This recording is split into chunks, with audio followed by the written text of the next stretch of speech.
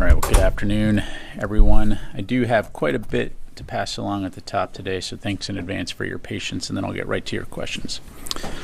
Tomorrow, Secretary Austin and Chairman of the Joint Chiefs of Staff, Air Force General C.Q. Brown Jr. will host an observance ceremony at 9 a.m. at the National 9/11 Pentagon Memorial in honor of the 184 people who were killed in the 2001 terrorist attack on the Pentagon. The Pentagon observance ceremony, which is not open to the public, allows the family members of those lost in the terrorist attack to observe the memory of their loved ones, and for us to honor and never forget the sacrifices of those we lost that day. Prior to the ceremony, during sunrise at 6:46 a.m., the American flag will be unfurled down the side of the Pentagon in the same location where a flag was unfurled by firefighters and soldiers on September 12, 2001, to demonstrate our resolve and resilience in the face of the horrific terrorist attacks on our nation. Today, it remains a symbol of the prevailing spirit of endurance, freedom, and hope. Turning to the Middle East, DoD continues to monitor the situation across the region and remains postured to support the defense of Israel and protect U.S. troops and assets in the region. Secretary Austin had the opportunity to touch base with his Israeli counterpart over the weekend to get an update on IDF operations, and we remain intently focused on de-escalating tensions in the Middle East while also remaining focused on securing a ceasefire as part of a hostage deal to bring all of the hostages home and to end the war in Gaza. And staying in the CENTCOM AOR, as announced earlier today by Secretary of State Blinken, the United States has confirmed reports that Iran has transferred shipments of Fateh 360 close-range ballistic missiles to Russia, which we assess could employ them within weeks against Ukraine, leading to the deaths of even more Ukrainian civilians. To echo our State Department and White House colleagues, this is a deeply concerning development, as this partnership between Iran and Russia threatens European security and illustrates how Iran's destabilizing influence reaches beyond the Middle East and around the world. Additionally, Russian support for Iran is destabilizing as well, as Moscow is sharing technology that Iran needs. We'll continue to monitor these developments alongside our allies and partners across Europe and the Middle East, and remain steadfast in our support to Ukraine's defense from the threat these missile systems may pose to the people of Ukraine. Moving over to the Indo-Pacific theater, yesterday, September 9th, the commander of U.S. Indo-Pacific Command, Admiral Samuel Paparo, held a video teleconference with General Wu Yanyan, the commander of the PLA's Southern Theater Command. The call was a deliverable from the bilateral meeting held in November 2023 between President Biden and PRC President Xi Jinping. During that meeting, both leaders agreed to resume high-level military-to-military communication between the Department of Defense and the PLA, and to hold conversations between U.S. Indo-PACOM and the PLA's theater commanders. During the call, Admiral Paparo underscored the importance of sustained lines of communication between the U.S. military and the PLA, noting that such discussions between senior leaders serves to clarify intent and reduce the risk of misperception or miscalculation. Admiral Paparo expressed hope that this discussion with his PLA counterpart would be the first of many such conversations, and noted the necessity of continued dialogue on issues of concern with General Wu as well as counterparts in other PLA theater commands. Additionally, I'd like to address an upcoming naval exercise by the Russian Federation. In mid-September, Russia will conduct its scheduled Okean 2024 exercise, including naval assets from across its fleets. While Russia prefers to include foreign participants in such exercises, we believe China will be the only true participant, with a few other countries only observing. The U.S. has been tracking this planned exercise for some time. It poses no threat to the U.S. homeland or the NATO alliance, and will continue to monitor and remain in close communication with our NATO allies and partners.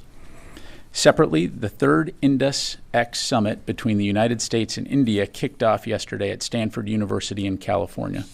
Indus X, or the India-U.S. Defense Acceleration Ecosystem, was launched just over a year ago in June of 2023. The initiative aims to facilitate partnerships among U.S. and Indian defense companies and innovators of all types.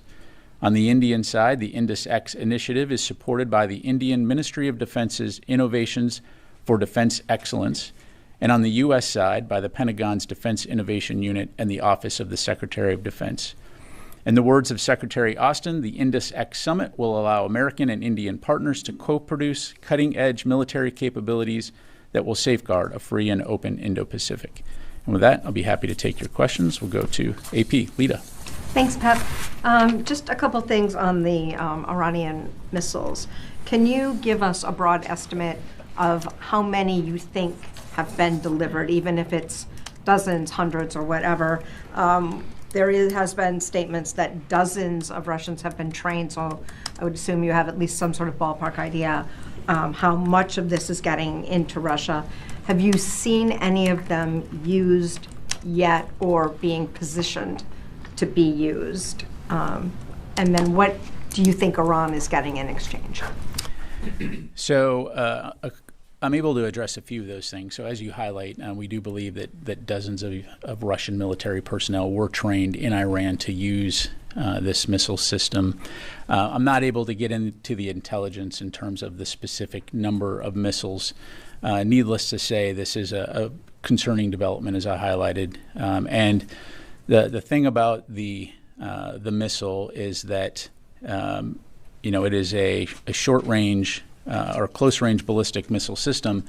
We estimate it has a maximum range of about 75 miles. So what this does is it would enable Russia to employ this capability while preserving its longer-range capabilities for use throughout the battlefield, thus deepening Russia's arsenal and also, again, giving it the ability to strike the kinds of targets that we've seen them striking, to include civilian targets.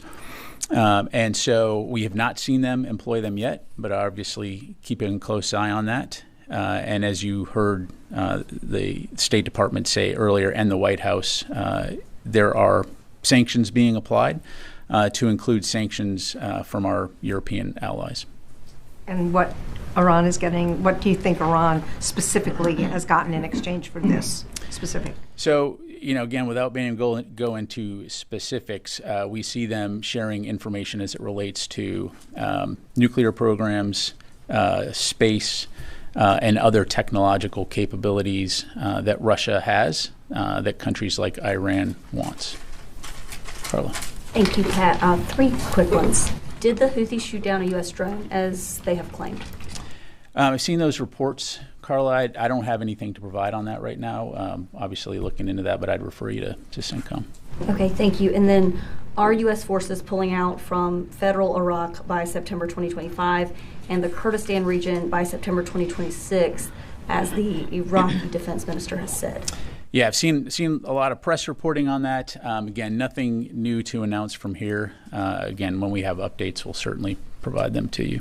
Okay, and then last one. So the NCTC's Brett Holmgren said this week that Al-Qaeda was kicked out of Afghanistan and they have a small footprint there. But the FDD's Long War Journal is saying pretty much the opposite, that Al-Qaeda leaders are serving in the Taliban's government and that Al-Qaeda is running training camps in at least 12 of the 34 provinces. What's the Pentagon's assessment of the Al-Qaeda threat in Afghanistan right now? Yeah, I don't have a detailed assessment in front of me, Carla. So I'd refer you back to the NCTC for details on their comments. I mean, clearly Al-Qaeda remains a threat at various locations throughout the world, and so we continue to stay focused on that. But I don't have a detailed assessment on Afghanistan to provide from here. Natasha. Thanks, General Ryder. Do you all have an assessment of whether this is the only shipment of ballistic missiles for now that's going to be sent, or is this the first in, a bigger kind of shipment that's going to be continued? And then secondly, in terms of force posture in the Middle East, do you have an update on where the USS Georgia is at this moment? Yeah, so on your first question, the short answer is I'm just not going to be able to predict the future. I would say, the concerning aspect of this, again, is the developing relationship between Russia and Iran. And you also see Russia developing a relationship with the DPRK, where they become essentially a supplier of capability. So one has to assume that if Iran is providing Russia with these types of missiles, that it's very likely it would not be a one-time good deal, that this would be a source of capability that Russia would seek to tap in the future. And it's also, again, indicative of the supply challenges that Russia is facing as it prosecutes this campaign, not only from, munitions, but also from personnel. And so, it's something that we're going to continue to keep a close eye on. As far as the Georgia has transited into the CENTCOM AOR, and I'll just leave it at that. Constantine. Thanks, Pat. Senator Tommy Tuberville said that he's holding up the promotion of Lieutenant General Ronald Clark for what he says are failings of the Pentagon to sort of hold itself accountable in the wake of Secretary Austin's hospitalization. Do you have a reaction? So just a couple things. So first of all, I would just say up front, General Clark is a highly qualified senior officer, a leader.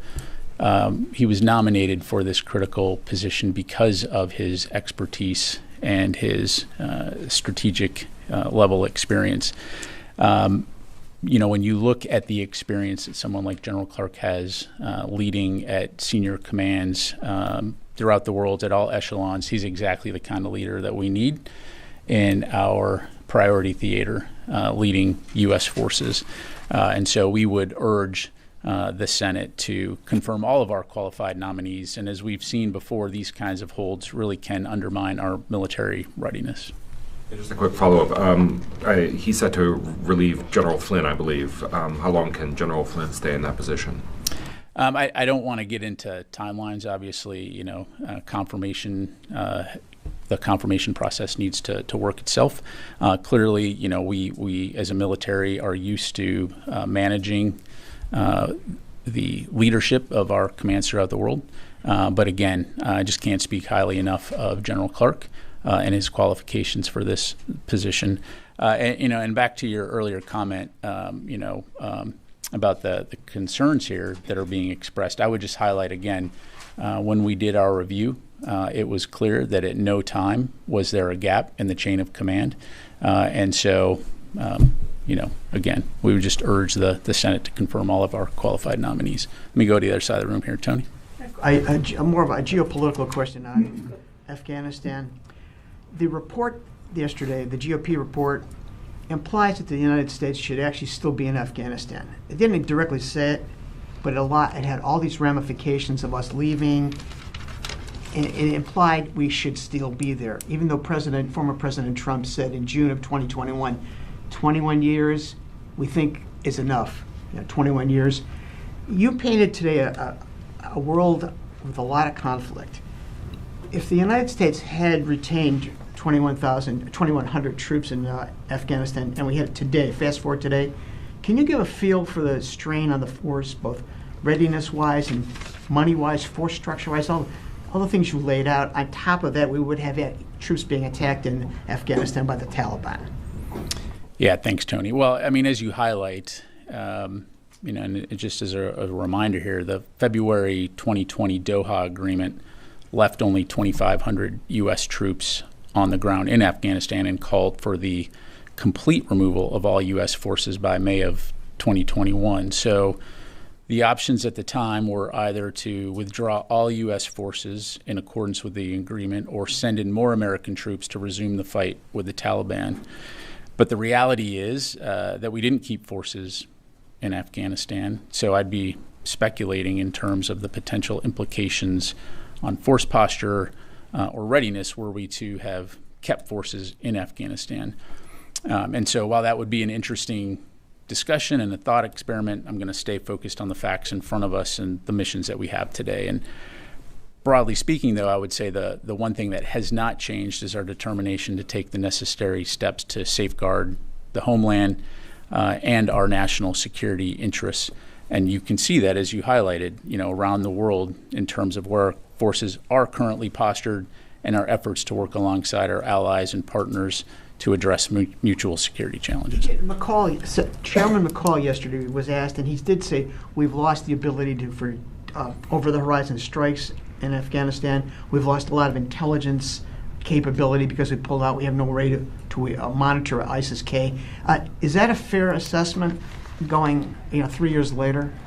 Well, I won't address the senator's comments specifically. Obviously, I'll let those stand on their own. But what I will say is that we do maintain robust intelligence capability around the world. Of course, we can always use more wherever we're at, but as you've seen, as the situation in Europe or the Middle East have heated up, we've been able to put the resources where we need them, and we do maintain over-the-horizon capability when it comes to counterterrorism, and we've demonstrated that over and over again. Thank you. Let me go to Joe. Thanks. I'll come back to you.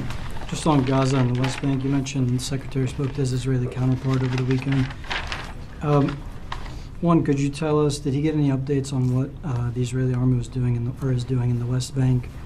And then on Gaza, it seems from open source reporting that the Israeli defense minister is at odds with Netanyahu.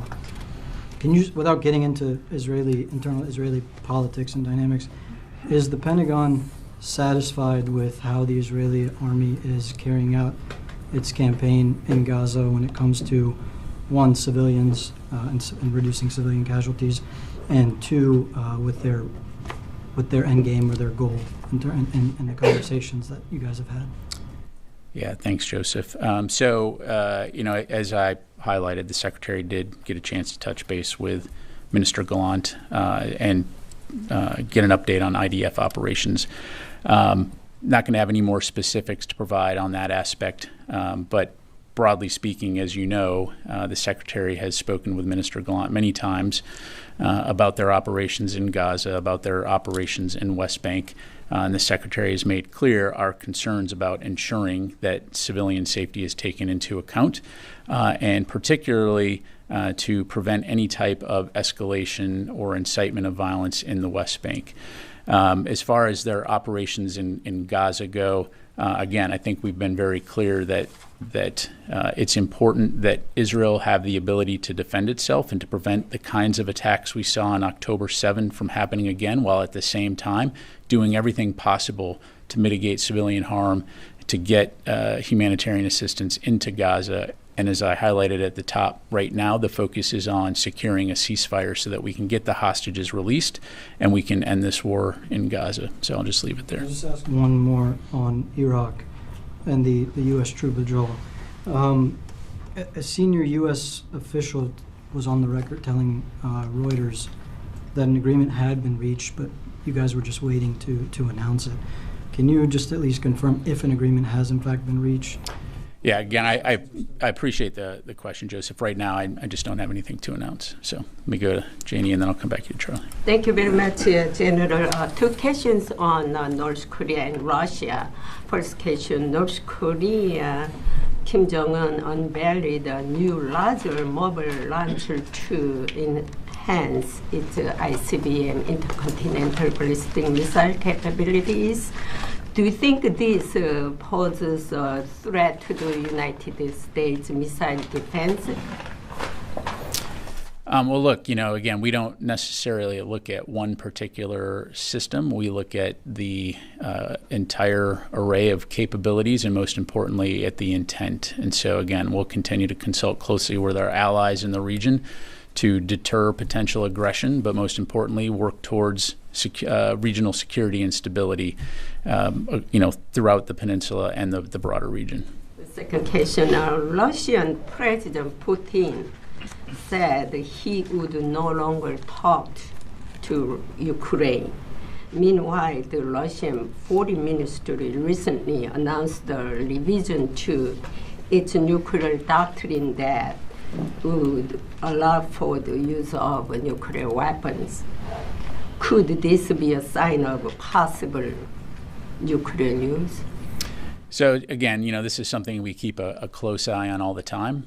Right now, we have not seen anything that would cause us to change the posture of our strategic forces. So thank you. Charlie.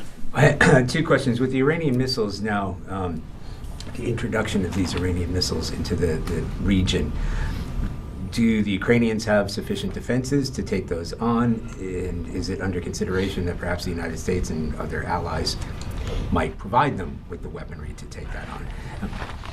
And my second question is, I know that we're reluctant to talk about the future and force posture, but as my understanding is, the Roosevelt is supposed to come to the end of its extension.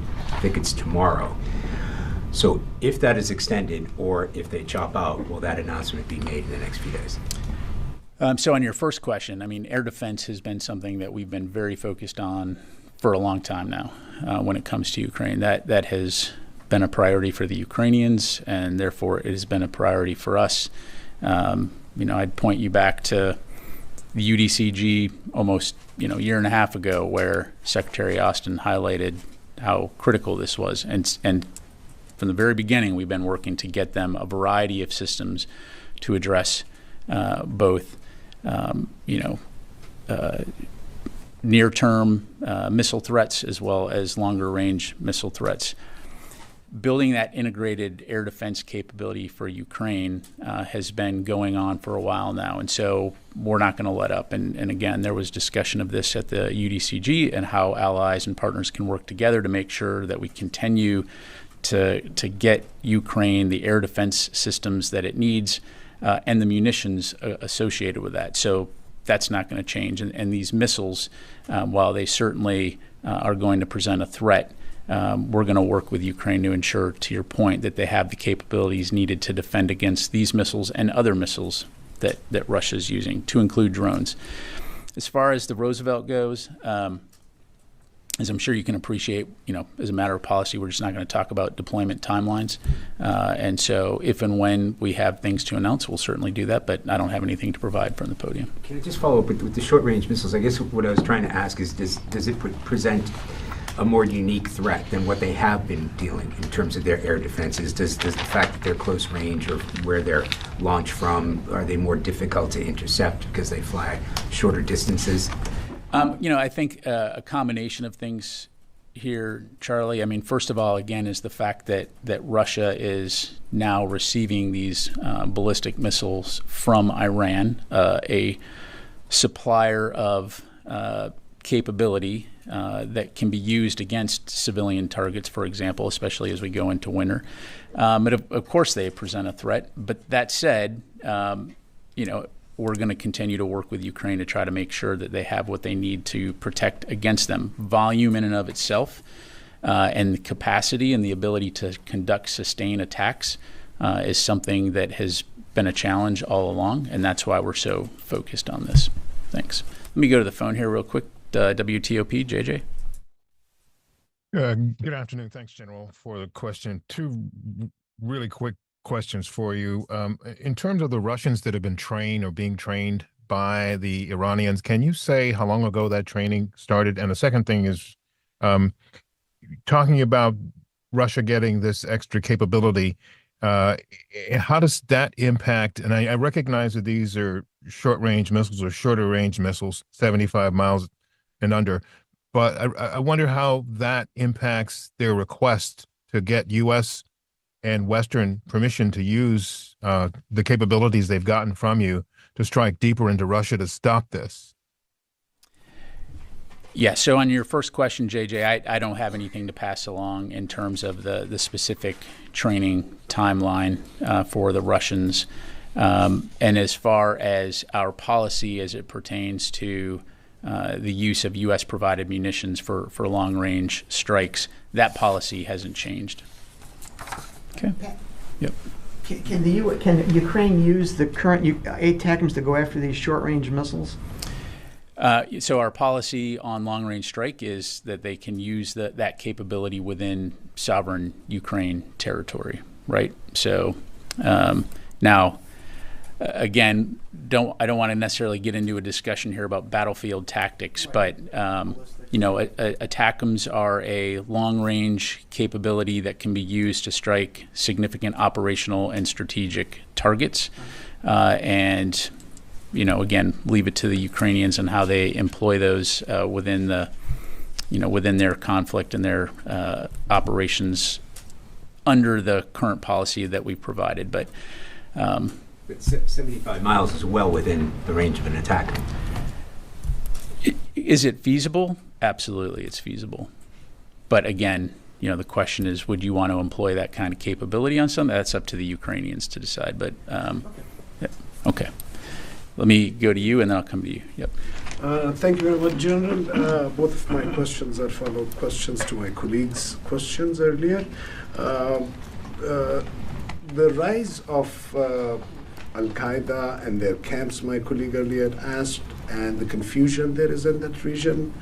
To add further confusion into it, Pakistani Army Chief 2 days ago urged the Taliban regime in Afghanistan to not help the TTP guys, the terrorists, the Taliban regime in Pakistan, not to help them. On the other hand, we have a deputy prime minister who has been accused for corruption since last 2 decades for dozens of charges. He says that the former ISI chief should have not been in Kabul the day US was doing a withdrawal from Afghanistan. Me being a journalist from Peshawar for 25 years, I am totally confused as to what's going on. What's your US policy? I'm confused about Pakistani policy, and I agree with my colleague here that terrorism in that region is indifferent. International terrorist organizations are increasing in much faster pace than State Department and you both are expecting, or your analysis on it.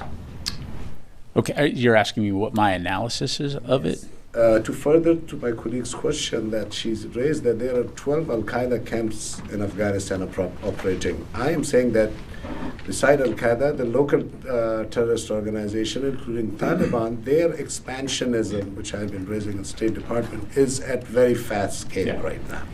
Yeah, so, understanding that I won't get into any discussion of domestic Pakistani politics writ large, we've known for a long time that there are terrorist threats throughout the region, to include in Afghanistan, and that exists today.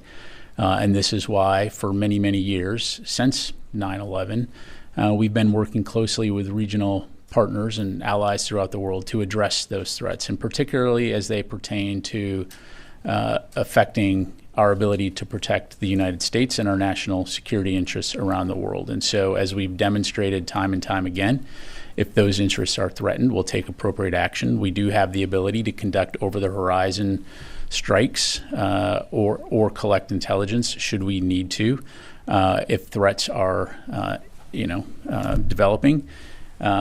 And I'll just leave it at that. My second question is my other colleagues related. Mr. McCall's report that was released yesterday, and yesterday I asked this question to Vedant as well. My 25 journalism is purely about international in that region. I'm not into Republican and Democrat. That's not my focus. My one thing that I've been raising since last 2 years at State Department, and I want to raise it to you, sir, as well. President Biden took over January 2021. The last ambassador,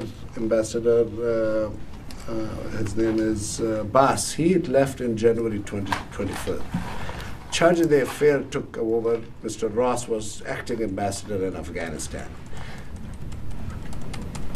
On August 15th, the embassy was officially closed. Why was no diplomatic relations there on ground and U.S. troops were left there by themselves? Is the diplomat life more important, or is it more precious than why those soldiers were left over there? And this is the issue I've been raising it for 2 years now as a journalist from that region, that I don't think it's fair, and that's why I've been continuously asking that the last day of those 13 Marines that were killed, investigation should be done about them. Yeah. So there was a very thorough investigation done by U.S. Central Command, and as you know, they did a supplemental review of that investigation that looked at all of that and found that there was no information drawn from that would have changed any of the findings of the original investigation. And to your comment, do we prioritize certain aspects of our government over others? The answer to that is absolutely not. We obviously are going to take care of our folks, whether they're working for the diplomatic service, military. I'll just leave it there. All right. Yes, sir. I promised you I'd take your question, then I'll get over here. Thank you, sir. 2 questions, please. One, India is trying to use its influence to end the war in the Middle East, and also Prime Minister Modi was recently in Ukraine to bring the peace between Russia and Ukraine, or to use his influence. And if Defense Minister of India, when he was here, Mr. Rajnath Singh, if he had discussed anything of these things, and also what do you think about Prime Minister Modi's visit to Ukraine to use his influence to bring the peace in that region? Yeah, on the defense minister's visit, it was a fantastic visit. We did issue a readout on that, so I'd point you to that for details about the discussion. As for the prime minister's visit to Ukraine, certainly we welcome that dialogue and any support that can be provided to Ukraine to help them to protect their freedom and sovereignty is always very welcome. Second, sir, I bring a tribute from my Indian American community as far as 23 years of 9/11 tomorrow. Hundreds of thousands of men and women from this building is protecting America and also peace around the globe. My question is that what message Secretary have for those who were sponsoring and financing Osama bin Laden and his network in Afghanistan and also in Pakistan? Anything have changed? And now, because the United Nations General Assembly is also coming up in the next few days and next week, and dozens of prime ministers and presidents, including Prime Minister Narendra Modi and also President Biden, will be there. Anything change after 23 years of this? Well, I'd encourage you to listen to the Secretary's remarks tomorrow during the 9/11 memorial, and of course that will be live streamed on our website. And I think you'll find that very poignant and important. So let me go to Alex. Thanks, Pat. So back to Ukrainian air defense. It looks like the Ukrainians are moving the wrong way when it comes to the health of their air defense. Strikes in Poltava, and Kramatorsk, and Kyiv, and elsewhere. Can you give us a sense of what the U.S. is doing in terms of future PDAs to help in that? And when it comes to Central Command post October 7th, what is the pressure on increased air defense in the Middle East have on your ability to give both systems and munitions for air defense to Ukraine? Yeah, so a few things on that. So first of all, as I mentioned to Charlie, air defense has been a priority for the Ukraine Defense Contact Group and for the United States when it comes to Ukraine for a long time now. And I don't see that changing. And in addition to the short-term requirements as far as rushing munitions, getting additional systems, for example, what was announced during the NATO summit, we've also stood up these 8 capability coalitions, which look at the long-term requirements for Ukraine and their future defense needs. And so what you have is that combination of supporting both short-term urgent requirements and building the capabilities, and importantly, the ability to sustain those capabilities to include air defense in the long term.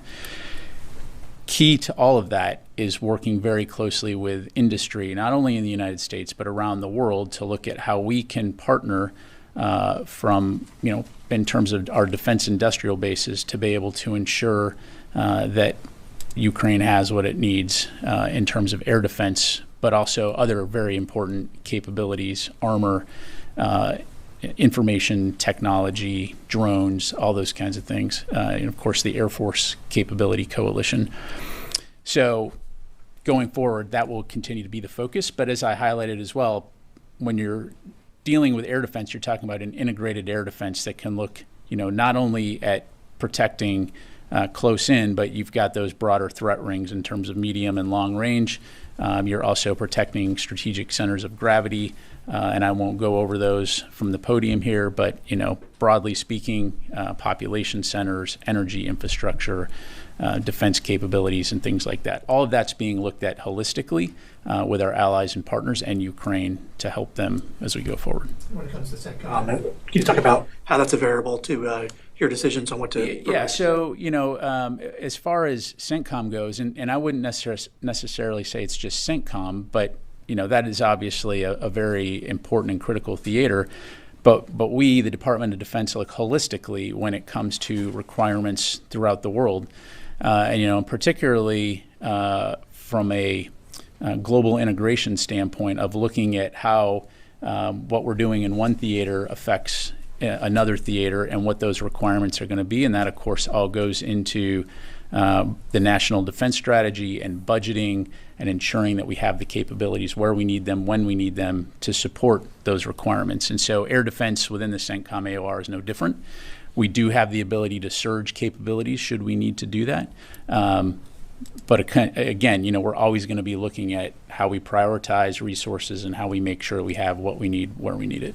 So quickly on the West Bank, Secretary Blinken said that the IDF's rules of engagement must change after they likely killed an American who was protesting. The State Department is not the experts of rules of engagement. You guys are. So what assessments and what advice or recommendations are you providing to the State Department for that guidance? And two, is this an opportunity for you guys to put meat on the bone on actions and consequences when it comes to what aid you're providing? Is this an opportunity for you to be a little bit more emphatic and forceful with the Israelis about what they receive and how they conduct themselves? Yeah, well, in terms of the Israelis, I mean, from the very early days, I mean, I'd point you back to Secretary Austin's comments in Tel Aviv shortly after October 7. He has highlighted the importance of taking care of civilian harm mitigation, making sure that that's a critical element in planning and operations, and he's continued to have that conversation with his Israeli counterpart going forward. As far as the West Bank, again, as I mentioned earlier, the Secretary has spoken to Minister Golan about the importance of taking civilian safety into account, as well as making sure that actions being taken don't inflame tensions and result in a wider conflict. And so, again, they'll continue to stay focused on that. I would, gently push back a little bit. I think State Department does have an understanding of international humanitarian law and rules of engagement writ large. And as you know, they assess accusations of violations of international humanitarian law, and I know those assessments are ongoing. In the meantime, we are going to continue to encourage and expect our Israeli counterparts to take civilian safety into account. Okay, got time for just a few more. Yes, ma'am. Can you clarify the call between Indo-Pacific commander and the Southern Theater commander? Was this part of a new framework, or is it one of the three that two of them have been resumed and one has not? Is it a new framework, or can you just clarify that?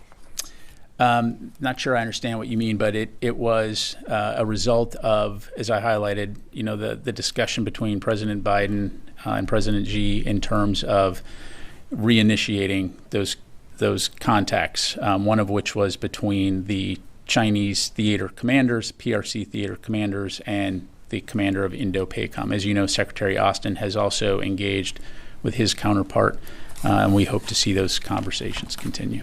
Thank you. I'll go you, and then we'll close it out with Heather. Yes, sir. Okay, thank you, General. Two quick questions on Middle East. Do you have an update on the current discussions with Iraqi partners, the negotiations that are discussed by the High Military Commission? Again, no announcements to make. We'll keep you updated. And the U.S. has military presence in Syria. Will their role continue as long as ISIS remains as a threat, or that depends on the presence of Russians in Syria? Well, as it pertains to the global coalition and Operation Inherent Resolve, again, that's the discussions that have been happening in terms of the transition from that global coalition to a U.S.-Iraq bilateral security cooperation. So certainly as it pertains, because it's part of the Defeat ISIS mission, Syria would certainly be a part of that discussion. But again, I just don't have anything to announce right now. Jared. On these Iranian SRBMs to Russia, beyond the threat to Ukraine, I believe Secretary Blinken, and I think you alluded to it earlier as well, said that this poses a threat to, quote, all of Europe because this provision allows Russia to dedicate longer-range BMs to other targets. I'm wondering, the U.S. has known for months that Iran's government was considering sending these. I wonder if you could elaborate on any steps the DoD has taken with its allies to sort of shore up European defense in case this has happened. As a member of NATO, we, where to start. We've done lots of things in terms of, relocating or deploying additional forces into the European AOR. We conduct multiple exercises with our NATO partners. And, the Secretary is regularly engaging with NATO defense ministers to talk about what we can do to work together to ensure our collective security as it relates to Europe. Never mind the fact that the UDCG also provides a forum where they can talk about these kinds of things. Thanks. And if I could just follow up, you mentioned the Russian government sharing technology with regards to nuclear programs with Iran. Is this technology that could potentially be involved in weaponization initiatives? Does it potentially shorten Iran's weaponization breakout time? Yeah, I just I'm not going to be able to provide any more details on that. Thanks. All right, last question will go to Heather, USNI. Thanks so much. 2 questions. First, can you give an update on the tankers that the Houthis hit? And then second, during Admiral Paparo's discussions, did anything come up about the recent actions between the Chinese Coast Guard and the Philippines over Sabina Shoal? Yeah, thanks, Heather. I'm assuming you're referring to the Delta Soyunion. To my knowledge, still on fire. It appears that the internal oil tanks so far are secure. I think I had mentioned earlier that we had indications of oil leak. So it would appear that was probably from like the engine room or some type of chemical leak. But clearly that presents the potential for a significant environmental disaster. And I know that there's third parties that are looking at how to salvage that and get the oil tanker out of there. But again, just an indication of the kinds of malign activity that we're seeing from the Iranian-backed Houthis. And then, I'm sorry, your last question was? During Admiral Paparo's call, did anything come up about the Chinese Coast Guard and the Philippines over Sabina Shoal? Yeah, I'm just not going to have anything more to provide beyond what I had in my topper, and I'd refer you to the readout from Indo-Pacific. All right, thanks very much, everybody. Appreciate it.